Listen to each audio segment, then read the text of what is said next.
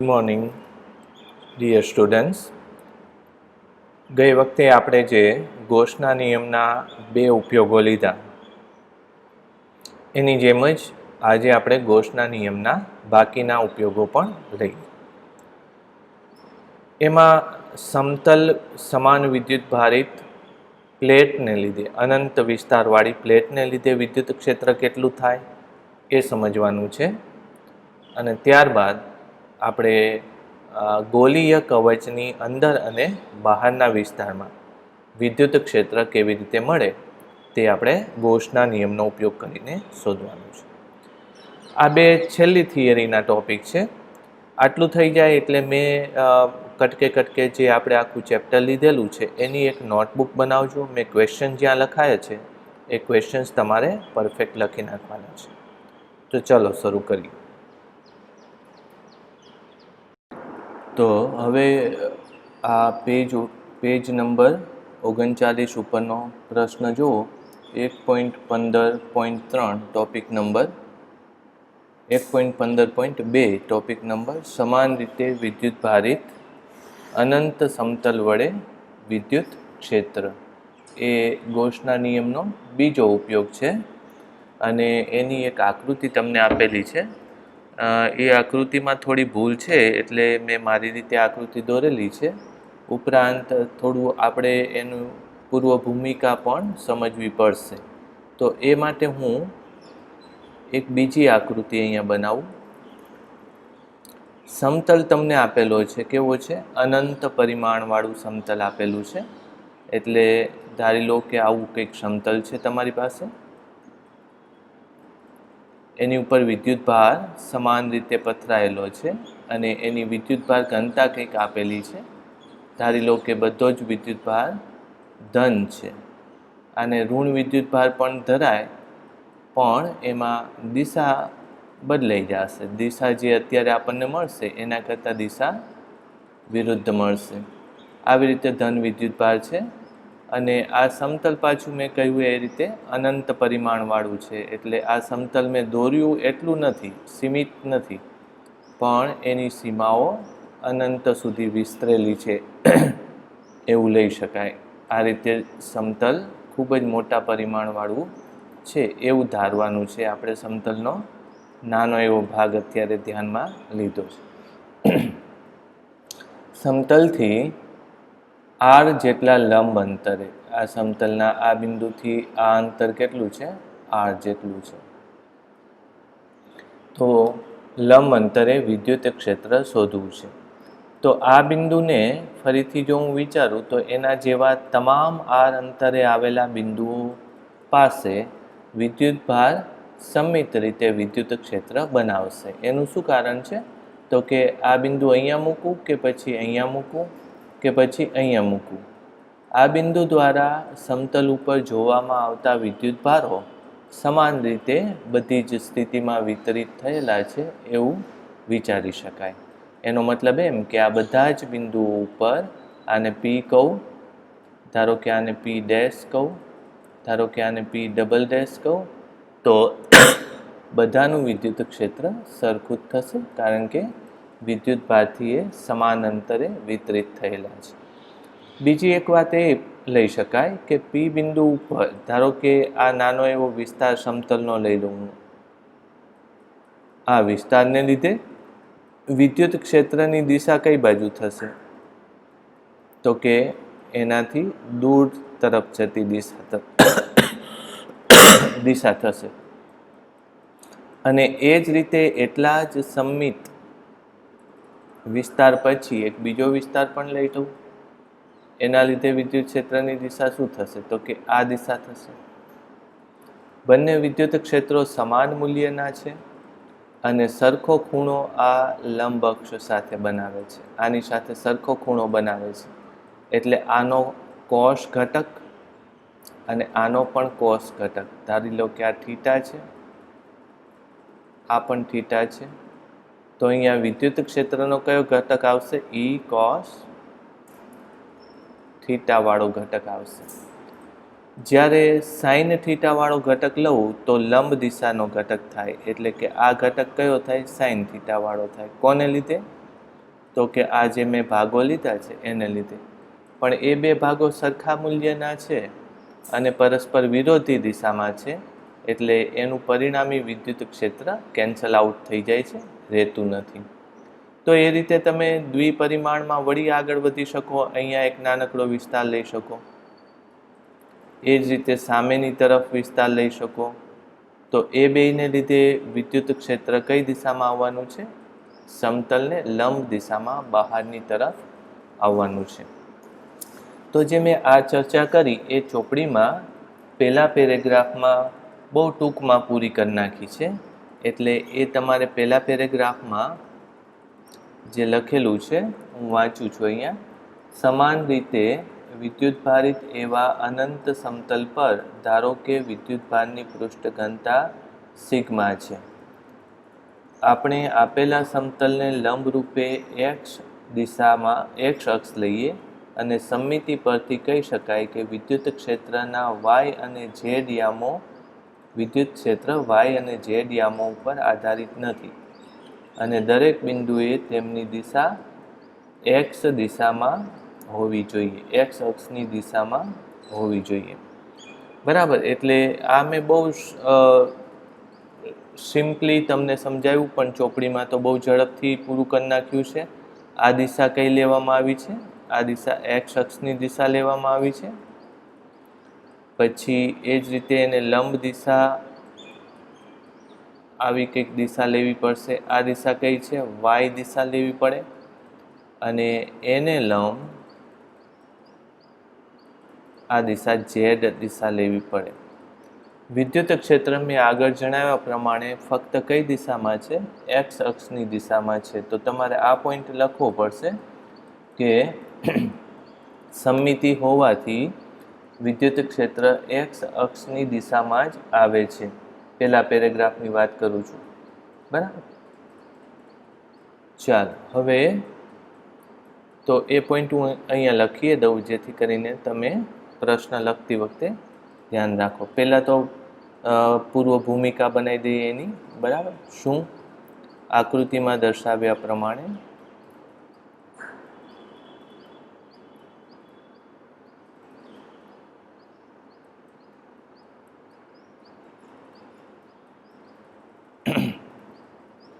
એક અનંત પરિમાણ વાળું વિદ્યુત ભારિત, સમાન વિદ્યુત ભારિત એમ લખીએ,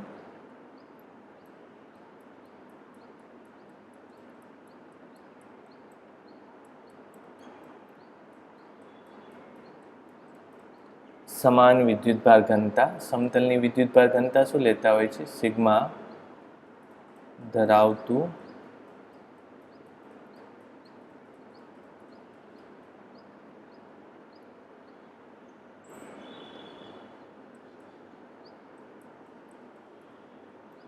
x અંતરે વિદ્યુત ક્ષેત્ર લેવું છે. ધરાવતા, અહીંયા એવું લખશું, ધરાવતા સમતલથી x અંતરે વિદ્યુત ક્ષેત્ર લેવું છે. આ પહેલી વાત થઈ. બીજી વાત શું લખશો? સમમિતિ પરથી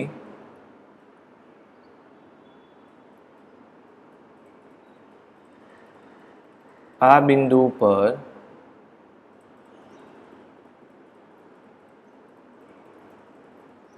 વિદ્યુત ક્ષેત્ર x અક્ષની દિશામાં મળે, જ્યારે y z અક્ષ તરફ તેમના મૂલ્યો બદલાતા નથી.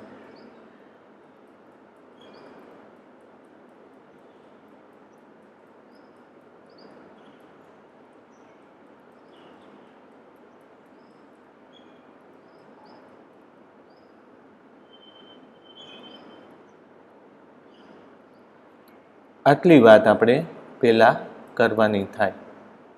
હવે આપણે ગૌસિયન સપાટી ધારવી પડશે. તો ગૌસિયન સપાટી માટે મેં આકૃતિ અહીંયા દોરેલી છે. મેં તમને ગઈ વખતે સમજાવ્યું હતું કે ગૌસિયન સપાટી પસંદ કરતી વખતે બે વસ્તુ ધ્યાનમાં રાખવાની છે. એક વસ્તુ તો કે એવા બિંદુઓનો સમૂહ સપાટી ઉપર લેવાનો કે જ્યાં વિદ્યુત ક્ષેત્ર અને સપાટી એકબીજાને કેવી થતી હોય, લંબ થતી હોય. એટલે કે આ સપાટી છે એમાં વિદ્યુત ક્ષેત્રની દિશા કઈ છે? તો કે બહારની તરફ છે. કઈ દિશામાં છે? એક્સ અક્ષની દિશામાં વિદ્યુત ક્ષેત્ર છે. એટલે વિદ્યુત ક્ષેત્રની દિશા આ છે. સાથે સાથે એનો પૃષ્ઠખંડ પણ એ જ દિશામાં છે. બરાબર. તો મેં તમને કહ્યું હતું કે પૃષ્ઠખંડ અને વિદ્યુત ક્ષેત્ર એક જ દિશામાં હોય, એટલે કે પૃષ્ઠ અને વિદ્યુત ક્ષેત્ર એકબીજાને લંબ હોય એવી સપાટી પસંદ કરવી. જો આવું ન થઈ શકે તો સપાટી અને પૃષ્ઠ એકબીજાને સમાંતર, એટલે સપાટી અને પૃષ્ઠનો સદિશ એકબીજાને સમાંતર, અથવા તો સપાટી અને વિદ્યુત ક્ષેત્ર અને પૃષ્ઠખંડ એકબીજાને લંબ અને સપાટી એકબીજાને સમાંતર હોય એવું પસંદ કરવું. જેમ કે અહીંયા પહેલાં આ વિચારી લો કે પેલી આપણે મુદ્દો બનાવ્યો એ પ્રમાણે આ સપાટી યોગ્ય છે. એ જ રીતે સામે પણ એક સપાટી લઈ લો.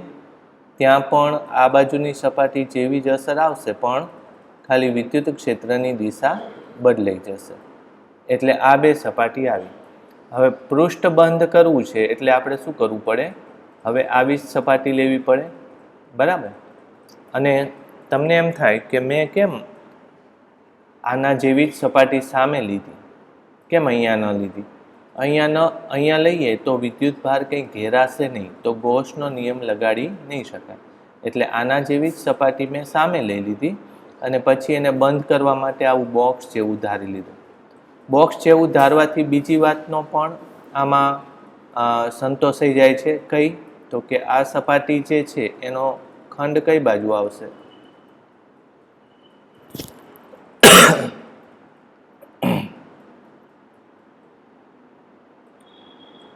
પૃષ્ઠખંડ ઉપર તરફ આવશે, ડેલ્ટા એસ, અને વિદ્યુત ક્ષેત્રનો સદિશ આ બાજુ આવશે. બંને એકબીજાને કેવા થાય છે? લંબ થાય છે. ટૂંકમાં આ ચારે ચાર સપાટી, કઈ ચારે ચાર સપાટી? એક પાછળવાળી સપાટી, આ પેલી સપાટી, આ પાછળવાળી સપાટી, પછી બીજી સપાટી એટલે ઉપરવાળી સપાટી, ત્રીજી સપાટી એટલે આ આપણી સામે રહી એ સપાટી, અને ચોથી સપાટી એ આમ નીચેવાળી સપાટી. બરાબર. તો આ ચારે ચાર સપાટીમાં એ વસ્તુ જળવાઈ જાય છે. બીજું, આપણે સપાટીઓ પાસે વિદ્યુત ક્ષેત્ર અચળ રહે એવો પ્રયત્ન કરવાનો. તો આ બે પૃષ્ઠમાં વિદ્યુત ક્ષેત્ર સમાન હોવાનું, કારણ કે સમાન અંતરે અને વિદ્યુતભારિત સમતલથી સમમિતિમાં આવેલા બિંદુઓ છે.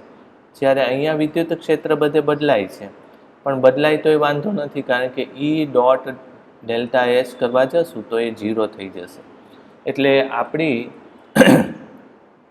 આપણા હેતુ માટે પસંદ કરેલી સપાટી અહીંયા બોક્સ જેવી સપાટી વધારે યોગ્ય છે. તો હવે હું શું લખું કે આપણે ટેક્સ્ટબુકની આકૃતિ લેવાની છે, પણ ટેક્સ્ટબુકમાં તમે જોશો તો જો આવું કરેલું છે, આમાં સમજાયું નથી. આ ભાગ આમ હોવો જોઈએ. વાત સમજાય? આવો ભાગ હોવો જોઈએ. બરાબર, આમ દેખાડવું જોઈએ. એટલે વ્યવસ્થિત આકૃતિ નથી, પણ હું ટેક્સ્ટબુકમાં જે નોટેશન આપેલું છે 1 અને 2 એને જ અત્યારે હું ધ્યાનમાં લઈશ. ઓકે. તો પહેલી સપાટી સાથે સંકળાયેલું ફ્લક્સ જો લઉં, સપાટી 1 અને 2 સાથે સંકળાયેલા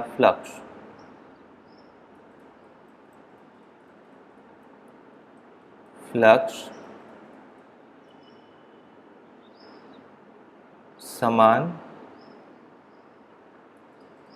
મૂલ્યના થશે અને તે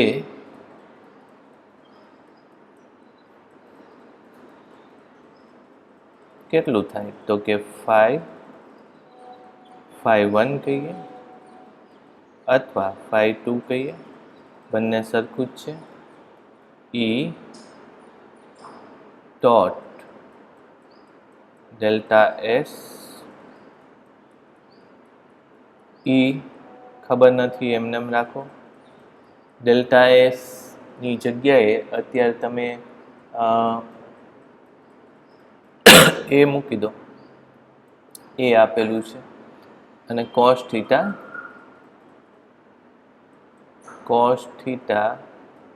બરાબર કોસ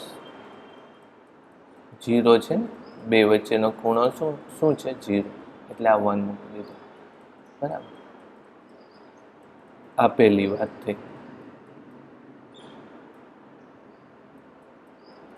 રાઈટ.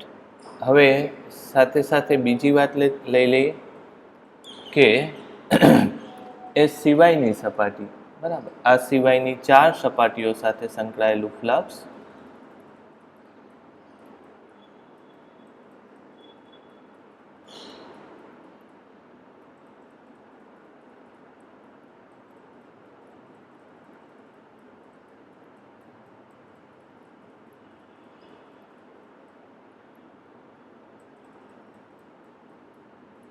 સંકળાયેલ ફ્લક્સ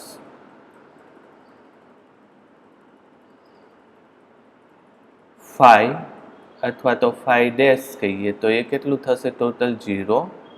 એનું શું કારણ લેશું? કારણ કે ઈ અને ડેલ્ટા એસ સદિશ વચ્ચેનો ખૂણો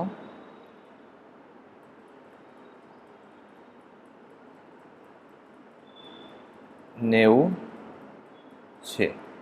90 હોવાથી ઈ ડોટ ડેલ્ટા એસ શું થઈ જાય? 0 થઈ જાય. બરાબર, તો આ લખશું આપણે સમીકરણ નંબર 2.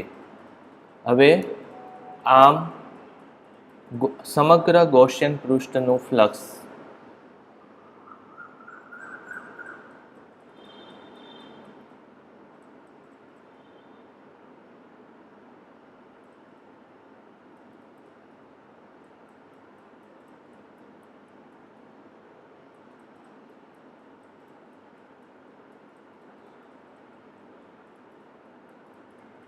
સમગ્ર ગૌસિયન પૃષ્ઠનું ફ્લક્સ ફાઈ બરાબર φ1 પ્લસ φ2 પ્લસ φ ડેશ બરાબર શું થશે? ઈ એ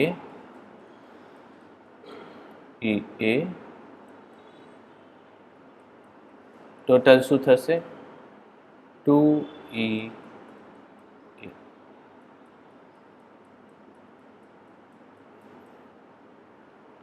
રાઈટ. તો આટલી વાત આપણે લીધી. આજે મેં લખ્યું છે એ બધું તમારે લખવાનું થશે. આ જે પૃષ્ઠ છે એનું ક્ષેત્રફળ એ લેવાનું છે, આનું ક્ષેત્રફળ એ થશે અને આનું પણ ક્ષેત્રફળ એ જ થશે. ઓલરાઈટ. હવે આ જે વાત કરી એ આપણે ફિઝિક્સની વાત થઈ. હવે મેથ્સ પ્રમાણે, ગૌસના નિયમ પ્રમાણે જો આખાનું ફ્લક્સ લઈએ તો શું થાય? તો કે ગૌસના નિયમ પ્રમાણે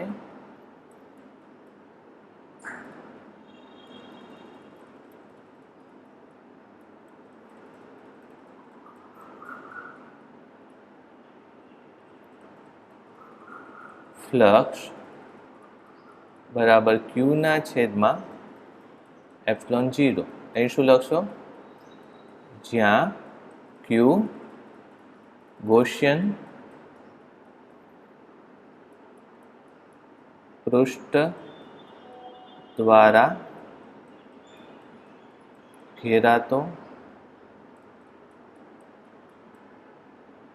વીજભાર છે. હવે આપણે આકૃતિ દોરીએ તો આકૃતિમાં ગૌસિયન પૃષ્ઠ દ્વારા કેટલો વીજભાર ઘેરાય? તો આની ઉપર આપણે વિદ્યુતભારો મૂકેલા છે,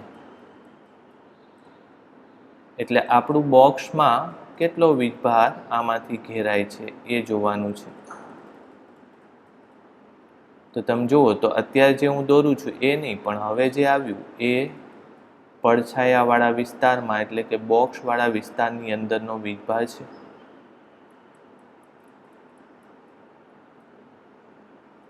તો કેટલો વીજભાર ઘેરાશે? તો કે આ ભાગમાં જેટલો વીજભાર આવશે, સપાટીમાં જેટલો વીજભાર હશે એ બધો વીજભાર ઘેરાશે. એ કેટલો થશે? તો કે એકમ ક્ષેત્રફળ દીઠ કેટલો વીજભાર હોવાનો? વીજભાર ઘનતા જેટલો વીજભાર હોવાનો. એકમ ક્ષેત્રફળ દીઠ કેટલો વીજભાર છે? સિગ્મા જેટલો. તો અત્યારે કેટલું ક્ષેત્રફળ છે? એ. તો કેટલો વીજભાર કહેવાય? તો કે Q બરાબર સિગ્મા ગુણ્યા એ જેટલો વીજભાર કહેવાય. એટલે જો હું અહીંયા લખું તો Q ની જગ્યાએ શું લખી નાખીશું? સિગ્મા ગુણ્યા એ ભાગ્યા એપ્સિલોન 0. આ ચોથું સૂત્ર થશે. પછી શું લખશો? 3 અને 4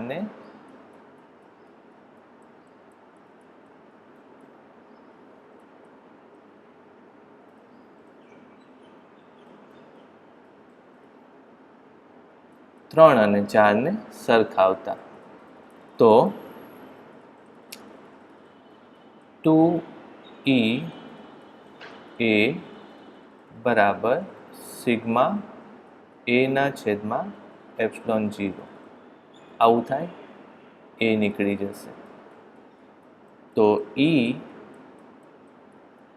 બરાબર સિગ્માના છેદમાં 2 એપ્સિલોન 0 આવું થાય.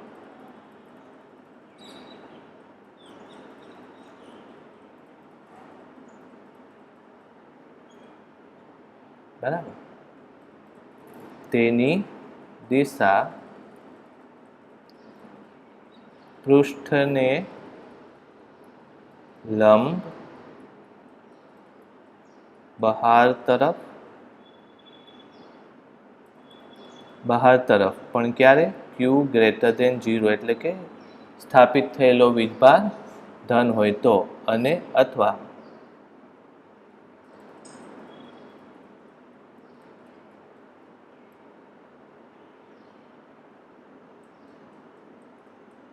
જ્યારે Q લેસ ધેન 0 હોય છે.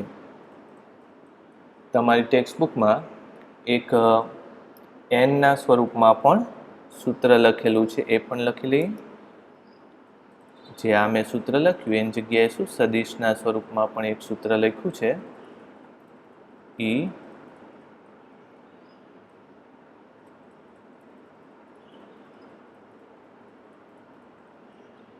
અહીં શું લખવાનું? n ની દિશા આ જ વાત તમારે પછી જોડી દેવાની. n ની દિશા શું લખશો? પૃષ્ઠને લંબ બહાર તરફ Q ગ્રેટર ધેન 0 અથવા અંદર તરફ Q લેસ ધેન 0 હોય છે. એટલે આમ પણ લખી શકાય છે. બુકની અંદર આવું સૂત્ર લખેલું છે તમને, તો એ રીતે લખી લેવું. એક અગત્યની બાબત અહીંયા નોંધવા જેવી કઈ આવી કે આમાં R નથી આવતો. મેં આકૃતિમાં R લીધો છે, જુઓ તમે, અથવા તો X લીધો છે. અહીંયા શું લીધું છે? તમારી ચોપડીમાં આ શું લખ્યો છે? X લખ્યો છે. અંતર, X અંતરે વિદ્યુત ક્ષેત્ર લેવું છે. મેં પણ અહીંયા લખ્યું છે, જો X અંતરે વિદ્યુત ક્ષેત્ર લેવું છે. બરાબર. પણ જવાબમાં ક્યાંય X નો આવ્યું, જોયું? એટલે એના આધારે શું કહી શકાય કે આ સ્થિતિમાં અથવા તો અનંત સમાન વીજભારિત સમતલ ના કિસ્સામાં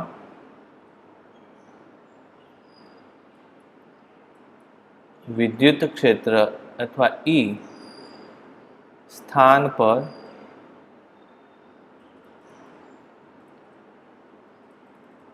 આધારિત નથી. એટલે કે નજીકના બિંદુ અને દૂરના બિંદુમાં વિદ્યુત ક્ષેત્ર સમાન જ આવે છે. તમને એમ થાય કે નજીક તો વિદ્યુત ક્ષેત્ર વધારે હોવું જોઈએ અને દૂર થોડુંક ઓછું હોવું જોઈએ, પણ એ હું સમજાવું અહીંયા. જો આ ધારી લો કે સમતલ છે, આપણે બાજુમાંથી જોઈએ છીએ. આ ધારો કે અનંત વિદ્યુત ભારિત સમતલ છે.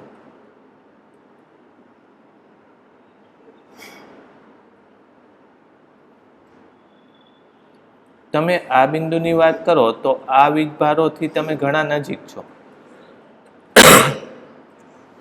પણ એટલે એનું વિદ્યુત ક્ષેત્ર આ દિશામાં આવશે.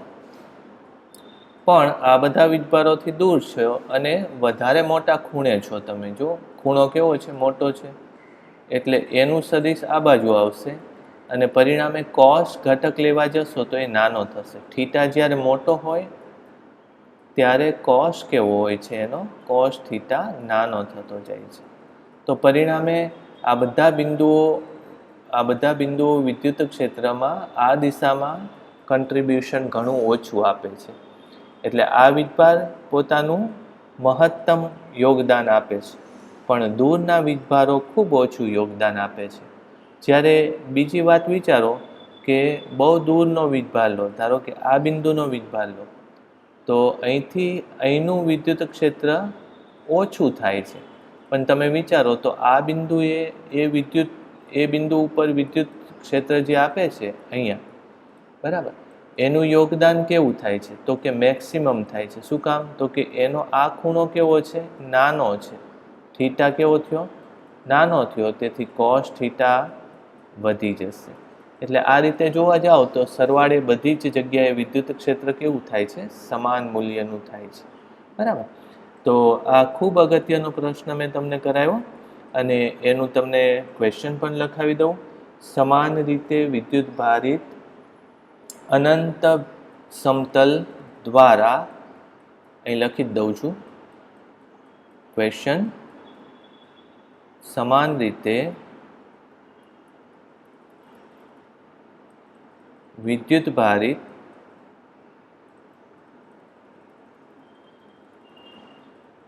અનંત સમતલ દ્વારા મળતું વિદ્યુત ક્ષેત્ર ગૌસના નિયમની મદદથી, ગૌસના નિયમનો ઉપયોગ કરી મેળવો. આ ખૂબ જ અગત્યનો પ્રશ્ન છે. 2 થી 3 માર્કમાં આ પ્રશ્ન આવેલો છે.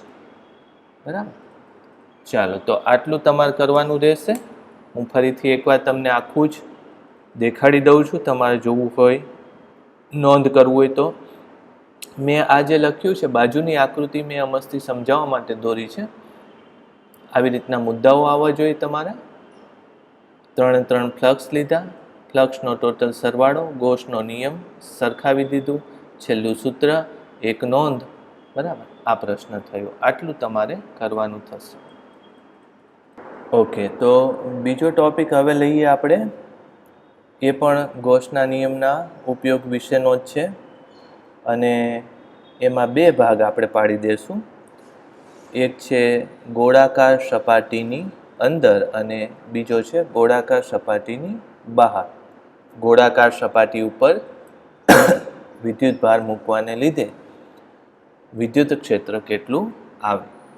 હવે ગોળાકાર સપાટી હું બોલું છું તો એની માટે એક બીજો શબ્દ છે. સપાટી ન બોલીએ તો આપણે એને શું કહીએ છીએ? કવચ કહીએ છીએ, બરાબર. કવચને અંગ્રેજીમાં શું કહેવાય છે? સેલ કહેવાય છે, સ્પેરિકલ સેલ, SHELL, બરાબર. એટલે જ્યારે સેલ કહીએ તો એનો અર્થ એવો થયો કે અંદર પોલો ભાગ છે, બરાબર. અને અત્યારે કેવો આકાર છે? ગોળાકાર, એટલે સ્પેરિકલ સેલ એવું કહેવાનું છે. અને એની અંદર અને બહારની તરફ વિદ્યુત ક્ષેત્ર શોધવાનું છે. તો આપણને આ ચોપડીમાં આ આકૃતિ આપેલી છે, એ જ આકૃતિનો અત્યારે આપણે ઉપયોગ કરી લઈએ. આપણે શું સમજવાનું છે કે આ ગોળા ઉપર વિદ્યુતભાર મૂકેલો છે અને એ વિદ્યુતભાર સમાન રીતે મૂકેલો છે. સમાન રીતે વિદ્યુતભાર મૂકેલો છે એનો અર્થ શું થાય છે? તો કે વિદ્યુતભારની ઘનતા જે નાના વિસ્તારમાં તમને જેટલો વીજભાર મળે છે એટલો જ વીજભાર ગોળાકાર સપાટીની કોઈ પણ જગ્યાએ એટલા જ વિસ્તારમાં તમને મળે. એટલે એવું નથી કે કોઈ જગ્યાએ વીજભાર થોડોક વધી જાય, કોઈ જગ્યાએ થોડોક વીજભાર ઘટી જાય, બરાબર. આને શું કહેવાય? Uniform distribution of charge. હવે પૃષ્ઠની વાત છે, ગોળાકાર સપાટીની વાત છે, તો એ પૃષ્ઠ ઘનતાને આપણે શું કહીએ છીએ? સપાટીની પૃષ્ઠ ઘનતાને સિગ્મા કહીએ છીએ. અને આપણે વિદ્યુત ક્ષેત્ર કેટલા અંતરે? તો કે આ અંતર આર લીધેલું છે. આર અંતરે અહીંયા આપણે પી બિંદુ મૂકેલું છે, એ પી બિંદુ ઉપર વિદ્યુત ક્ષેત્ર કેટલું થાય એ આપણે માપવું છે અથવા તો ગણવું છે. તો આમાં ફરીથી આગળ મેં વાત કરી હતી એવી એક ચર્ચા કરી શકાય. આ ચર્ચા તમારે ઇન્ક્લુડ નથી કરવાની, હું તમને સમજાવું છું. તમારે લખતી વખતે આ વસ્તુ લખવાની નથી, બરાબર. સમજવા માટે આપણે શું લઈએ? એક ગોલીય સપાટી લઈએ, આવી રીતે સેલ લઈએ. અને હવે મારે એવા બિંદુ, એટલે કે પહેલી વાત શું કરીએ છીએ આપણે? હંમેશા ગૌસિયન પૃષ્ઠ ક્યાં અને કેવી રીતે કેવા આકારનું દોરવું એ આપણે નક્કી કરવાનું હોય. એટલે સૌથી પહેલાં તો આ ગોળાકાર હવે તમે સમમિતિ સમજવી હોય તો શું સમજવાનું? જો ધારી લો કે આ બિંદુએ તમારે વિદ્યુત ક્ષેત્ર શોધવું છે, તો એ બિંદુને સમાવતું ગૌસિયન પૃષ્ઠ કેવું લેવું? તો આપણે એવા સ્થાનો શોધી કાઢવાના જ્યાંથી તમે આ ગોળાકાર સપાટીને જુઓ તો તમને હંમેશા સરખી જ દેખાય.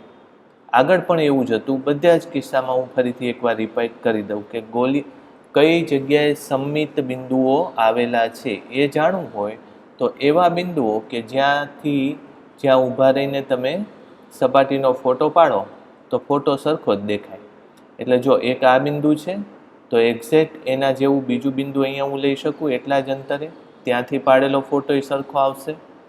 પછી એક્ઝેક્ટ અહીંથી પાડેલો ફોટો પણ સરખો જ આવશે, આ પણ ફોટો સરખો આવે. વાત સમજાય છે? તો એમ કરતાં કરતાં તમે જે આ બધા બિંદુઓ લેશો એ બધા બિંદુઓ કેવા થશે? આજુબાજુ શું બનાવે છે? એક વર્તુળ બનાવે છે. પણ આ આકાર કેવો છે? ત્રિપરિમાણ છે. તો આ જે ગોલીય સ્પેરિકલ સેલ છે, કવચ છે, તો એવું જ કવચ અહીંયા શું કરવું પડે? તમારે બનાવવું પડે. પણ આ કવચ શું છે? આ અત્યારે હું દોરું છું એ કવચ શું થયું કહેવાય? તો કે તમારી ગૌસિયન સપાટી અથવા તો ગૌસિયન પૃષ્ઠ થયું કહેવાય. એટલે આને આપણે શું કહેશું? ગૌસિયન પૃષ્ઠ, બરાબર. એ જ રીતે મેં તમે જો વિચાર કરજો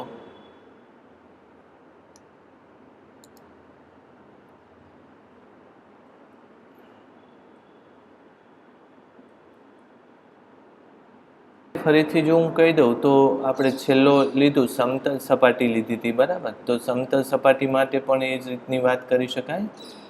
એમાં પણ તમારે શું કરવાનું છે કે પૃષ્ઠથી એવા બિંદુ ઉપર જવાનું કે જ્યાંથી તમને પૃષ્ઠનો ફોટો સરખો જ લાગે. જેમ કે અહીંથી હું ફોટો પાડું પૃષ્ઠનો, પછી અહીંથી ફોટો પાડું પૃષ્ઠનો, અહીંથી પાડીશ, એ જ રીતે આ ભાગમાં આવેલા તમામ બિંદુઓ ઉપર આમ જવું કે આ બાજુથી ગમે ત્યાંથી ફોટો પાડીશ તો પૃષ્ઠનો ફોટો સરખો જ આવશે.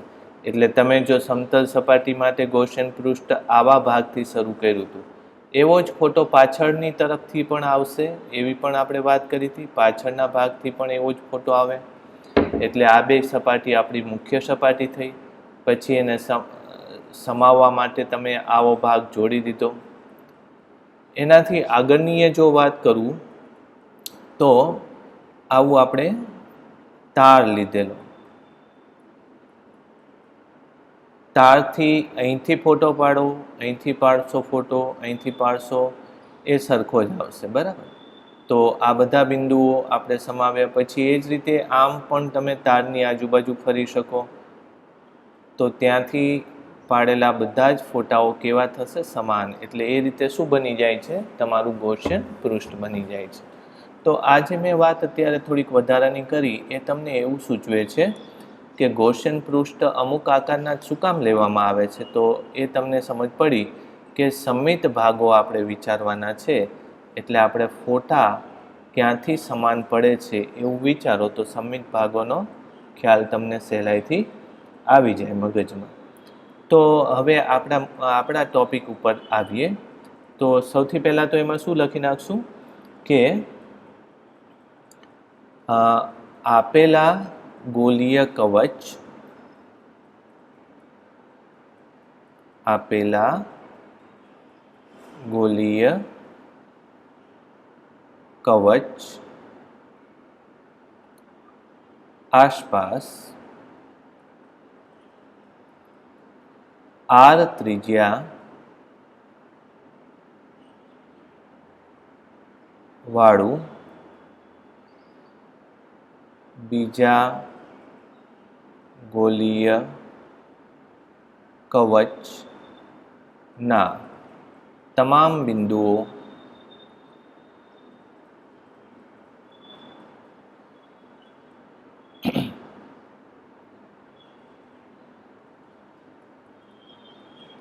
બિંદુઓ માટે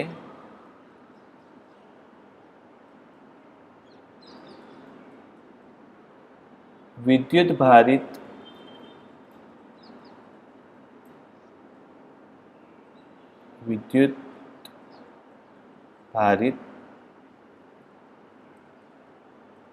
કવચના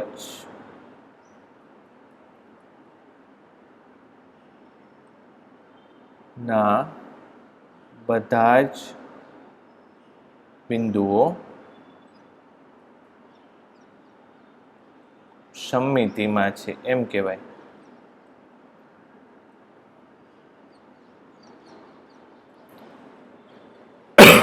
તેથી આવા કવચને ગૌસિયન પૃષ્ઠ તરીકે લઈ શકાય. લ્યો, આટલી પહેલા વાત આવશે. પણ અહીંયા એક વાત આપણે બીજી નોંધ કરવી પડે કે મેં R ત્રિજ્યા શું કામ લીધી છે? કારણ કે R ત્રિજ્યા અહીં લખવાનું શું? જ્યાં R કેન્દ્રથી તેવા બિંદુનું અંતર છે જ્યાં વીજ ક્ષેત્ર શોધવાનું છે.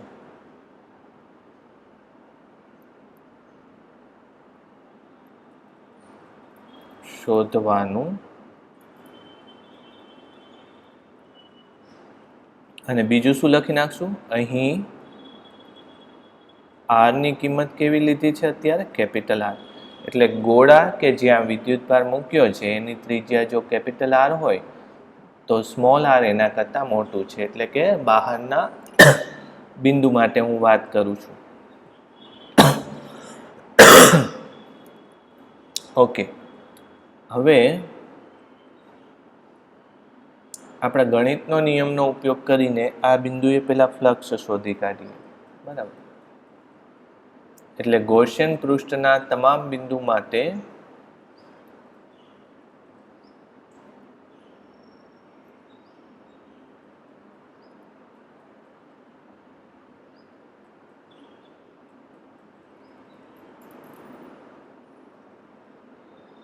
માટે ગૌસિયન પૃષ્ઠના તમામ બિંદુઓ માટે વિદ્યુત ક્ષેત્ર અને ડેલ્ટા એસ સદિશ વચ્ચેનો કોણ 0 છે. એ આપણે સમજીએ એકવાર. જો આમાં વિદ્યુત ક્ષેત્ર કઈ બાજુ જતું હોય છે? આ વિદ્યુત ભારોને લીધે વિદ્યુત ક્ષેત્ર કઈ બાજુ જતું હોય? આ દિશામાં જતું હોય. અને આ ગૌસિયન પૃષ્ઠનો નાનો એવો ટુકડો હું લઉં તો એનો સદિશ કઈ બાજુ છે? તો કે આ બાજુ જ છે. એ જ રીતે કોઈ બીજું બિંદુ લઈ લો. ધારો કે આ બિંદુ લઈ લઈ તો વિદ્યુત ક્ષેત્ર અહીંયા આ દિશામાં જતું હોય છે. અને અહીંયા હું જો નાનો પૃષ્ઠ લઉં તો એ પૃષ્ઠ માટે પૃષ્ઠ સદિશ પણ એ જ દિશામાં છે. તો દરેક સપાટીના બધા જ બિંદુઓ માટે એવું જ થવાનું છે. બધા જ તમામ બિંદુઓ માટે વિદ્યુત ક્ષેત્ર બહારની તરફ છે અને પૃષ્ઠ પણ બહારની તરફ જ છે. એટલે બે વચ્ચેનો કોણ કેવો થાય છે? 0 થાય છે.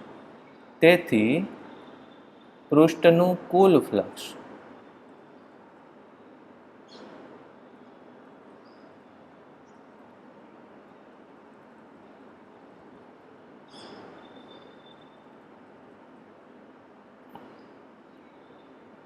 ફાઈ બરાબર E ડેલ્ટા, આમ તો ડેલ્ટા એસ નહીં પણ એસ જ લખી લો ને, એ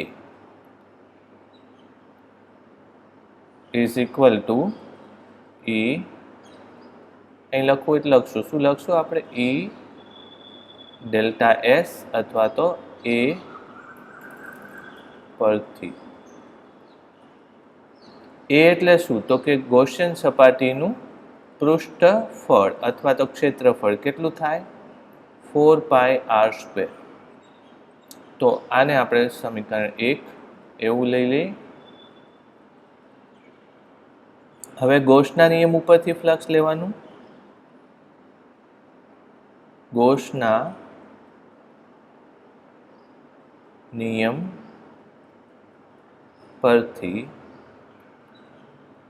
ફ્લક્સ ફાઈ બરાબર ક્યુના છેદમાં ε0, જ્યાં ક્યુ ગૌસિયન સપાટી દ્વારા ઘેરાતો વીજભાર છે. ગૌસિયન સપાટી દ્વારા ઘેરાતો વીજભાર છે. ગૌસિયન સપાટી દ્વારા કેટલો વીજભાર ઘેરાય? તો જો આ ગૌસિયન સપાટી છે, આખી ગૌસિયન સપાટી છે, એના દ્વારા કેટલો વીજભાર ઘેરાઈ જાય છે? બધો જ વીજભાર ઘેરાય છે. એટલે એ લખી નાખીએ. તો અત્યારે ધારી લો કે એ ઘેરાતો અત્યારે ઘનતા આપેલી છે ને, તો ઘનતાના સ્વરૂપમાં વીજભાર કેટલો લખશો? જો હું અહીં લખું કે એકમ ક્ષેત્રફળ દીઠ વીજભાર કેટલો છે? સિગ્મા જેટલો, ઘનતા જેટલો. તો અત્યારે તમારી પાસે કેટલું ક્ષેત્રફળ છે? એ. તો એના દીઠ કેટલો વીજભાર થાય? પણ એ ક્ષેત્રફળ કયું થશે? તો કે આ ગૌસિયન પૃષ્ઠનું ક્ષેત્રફળ નથી, પણ શેનું? અંદરના ગોળાનું ક્ષેત્રફળ છે. એટલે હું શું લખી નાખું? 4π અને R² લખવું પડશે. અંદરના ગોળામાં એકમ ક્ષેત્રફળ દીઠ આટલો વીજભાર મૂકેલો છે. તો 4π R² દીઠ કેટલો વીજભાર મૂકે? એ બધો જ વીજભાર અહીંયા ઘેરાય છે. તો હું શું લખી નાખું? અહીં લખશો તમે 4 સિગ્મા ગુણ્યા 4π, પણ R² લખવું પડશે ભાગ્યા ε0. આને આપણે સૂત્ર 2, 1 અને 2 ને સરખાવી લો.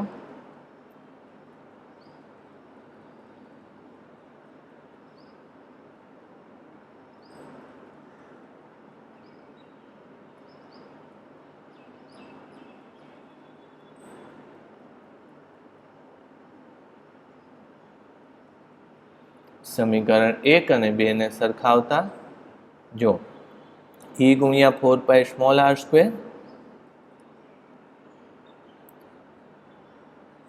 E ગુણ્યા 4 પાઈ સ્મોલ આર સ્ક્વેર બરાબર સિગ્મા ગુણ્યા 4 પાઈ કેપિટલ આર સ્ક્વેર ભાગ્યા એપ્સિલોન નોટ. તો આમાંથી 4 પાઈ તો નીકળી જાય છે બે બાજુ, તો શું આવશે? E બરાબર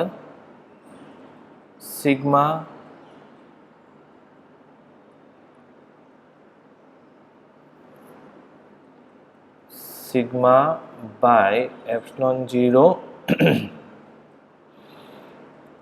અહીંયા મેં ભૂલ કરી, અહીંયા સ્મોલ આર આવે છે, અહીંયા શું આવે છે? સ્મોલ આર આવે છે. બોલ્યો તો સ્મોલ આર, લખ્યું કેપિટલ આર. આર સ્ક્વેરના છેદમાં સ્મોલ આર સ્ક્વેર. તો ફરીથી જો વિચારો તો ગોળા માટે પણ વિદ્યુત ક્ષેત્ર શું થશે? 1/r સ્ક્વેરના સમપ્રમાણમાં હોય છે. એક આ સૂત્ર લીધું, એવી જ રીતે આપણે એક બીજું સૂત્ર બનાવી શકીએ.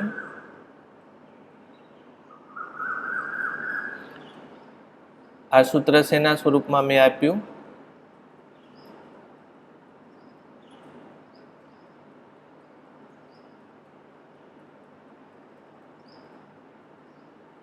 ઘનતાના સ્વરૂપ. આ લખતા નહીં, અહીંયા જે લખું છું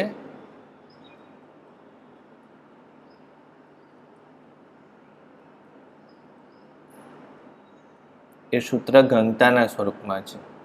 એક બીજું સૂત્ર તમે લખી શકો, E બરાબર, ચલો સિગ્મા લખવાની જરૂર નથી, એની જગ્યાએ તમને એમ કીધું હોય કે ગોળાનો વીજભાર કેટલો છે, આ સિગ્મા નથી લખવું, ગોળાનો કુલ વીજભાર તમને આપેલો છે. તો અહીંયા શું લખી શકાય?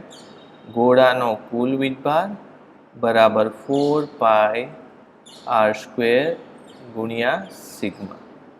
તો અત્યારે હું સિગ્માની જગ્યાએ મૂકવાનું ને, મારે ક્યુ ગોળાના કુલ વીજભારના સ્વરૂપમાં મારે જવાબ જોઈએ છે. તો સિગ્માની જગ્યાએ હું શું લખીશ? ક્યુના છેદમાં 4 પાઈ આર સ્ક્વેર લખીશ. તો અહીંયા જો હું સિગ્માની જગ્યાએ લખી લઉં તો પહેલાં કેપિટલ ક્યુ એટલે ગોળાનો કુલ વીજભાર ભાગ્યા 4 પાઈ કેપિટલ આર સ્ક્વેર. આ ક્યુની જગ્યાએ થયું 1/ε0 કેપિટલ આર સ્ક્વેર અને સ્મોલ આર સ્ક્વેર. તો આ નીકળી જશે. તો જવાબ શું આવશે? 1/4 પાઈ ε0 ક્યુના છેદમાં આર સ્ક્વેર. આવો જવાબ આવશે.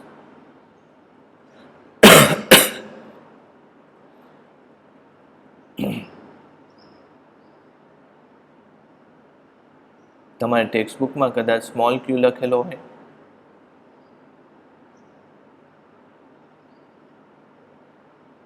રાઈટ. હવે અહીં લખવાનું જેની દિશા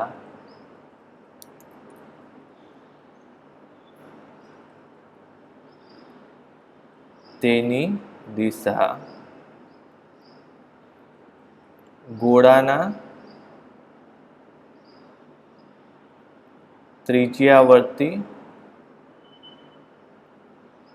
બહાર તરફ ક્યુ ગ્રેટર દેન 0 માટે તથા અથવા લખશું ને, અથવા લખશું અથવા અંદર તરફ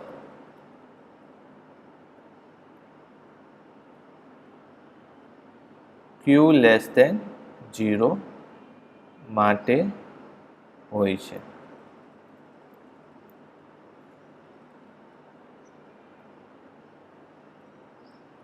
રાઈટ. તો આ આપણે વાત કરી. આમાં એક નવી વાત એ આવી એટલે પ્રશ્નનો જવાબ અહીંયા પૂરો થઈ જાય છે. પણ જો હું એક્સ્ટ્રા થોડીક વાત સમજાવું તમને તો અહીંયા વાત એ આવે છે કે બિંદુવત વિદ્યુતભાર હોય એનાથી આર જેટલા અંતરે વિદ્યુત ક્ષેત્ર કે ક્યુના છેદમાં આર સ્ક્વેર થાય છે. અને એ જ રીતે જો ગોળો હોય અથવા કવચ, ગોળો નહીં લઈએ પણ શું લેશું, કવચ લેશું, તો એનાથી પણ સ્મોલ આર જેટલા અંતરે વિદ્યુત ક્ષેત્ર કે ક્યુના છેદમાં આર સ્ક્વેર જ આવ્યું. આમાં ક્યુ બિંદુવત વીજભાર છે અને આમાં ક્યુ ગોળા ઉપરનો તમામ વીજભાર છે. તો એનો અર્થ એવો થયો કે જો કવચની બહારના બિંદુ માટે સમાન રીતે મળતા વિદ્યુતભારિત કવચને લીધે મળતું ક્ષેત્ર કવચનો સમગ્ર વીજભાર એના કેન્દ્ર તરફ અથવા તો કેન્દ્રમાં કેન્દ્રિત થઈ ગયો હોય એટલો મળે છે. એટલે આ નોંધ આ લખવાનું નથી, બરાબર, એક્સ્ટ્રા. હું મારા શબ્દોમાં લખાવી દઉં તમને. જો વીજભાર વિતરણની બહાર તેની અસર એટલે કે વિદ્યુત ક્ષેત્ર શોધવું હોય અથવા મેળવવું હોય તો વીજભારને તેના વીજભાર કેન્દ્ર પર કેન્દ્રિત થયેલો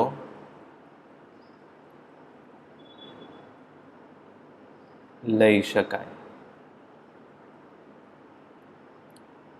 વીજભાર કેન્દ્ર, એક આ નવી વાત આવી. તો દ્રવ્યમાન કેન્દ્ર શું છે? તો કે RCM બરાબર M1 R1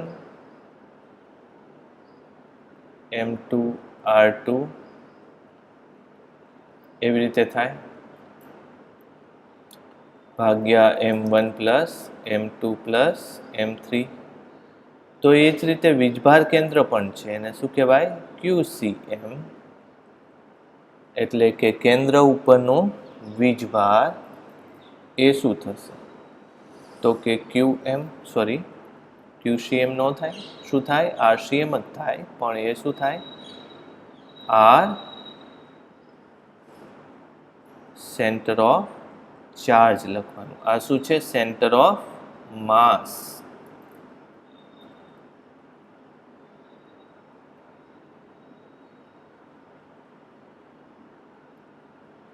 આ શું થશે? Centre of charge. શું થાય? તો કે Q1 R1 plus Q2 R2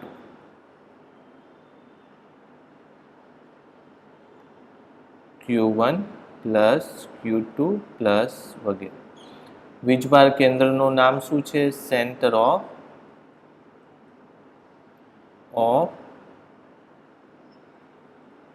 charge. યાદ રાખજો, સેન્ટર ઓફ ચાર્જ. તો આ એક એક્સ્ટ્રા વધારાની માહિતી મેં લીધી આમાં કે વીજભાર વિતરણની બહાર તેની અસર મેળવવી હોય તો વીજભારને તેના વીજભાર કેન્દ્ર ઉપર કેન્દ્રિત થયેલો લઈ શકાય. રાઈટ. તો આ આખો જ જે પ્રશ્ન બન્યો એ પ્રશ્ન શેનો આપણે લેશું? અહીંયા જ હું લખી દઉં. પ્રશ્ન શું થશે બોલો? એ લખવાનો થશે તમારે ક્યુ સમાન રીતે વીજભારિત ગોળાકાર કવચ ને લીધે તેની બહારના વિસ્તારમાં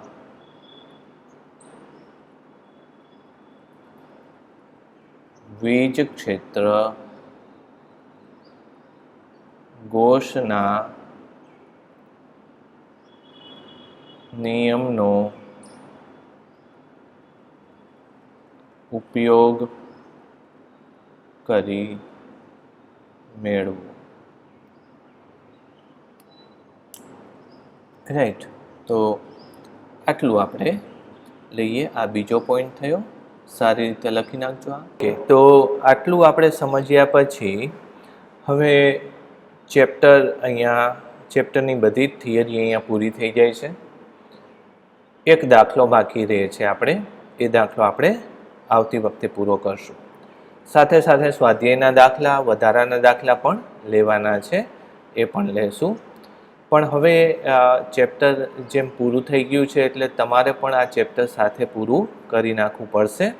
હું તમને એવું પણ કદાચ ક્વેશ્ચન્સ મોકલીશ કે એના પ્રશ્નોના જવાબ તમે રેન્ડમલી અમુક સમયમાં લખીને મને મોકલો વોટ્સએપમાં. એવી રીતે હું આવતી વખતે હું જ્યારે વોટ્સએપમાં તમને કહું કે હવે હોમવર્ક કરીને આ ટાઈમે મને મોકલજો, ત્યારે મોકલવાના આવશે. એટલે ચેપ્ટર હવે પૂરું કરી નાખજો. ખૂબ અગત્યનું ચેપ્ટર છે અને દાખલાઓ સાથે સાથે કરતા જજો, પાકા કરજો. રાઈટ, સારું. તો હવે આપણે આવતા વિડીયોમાં મળીએ. Thank you.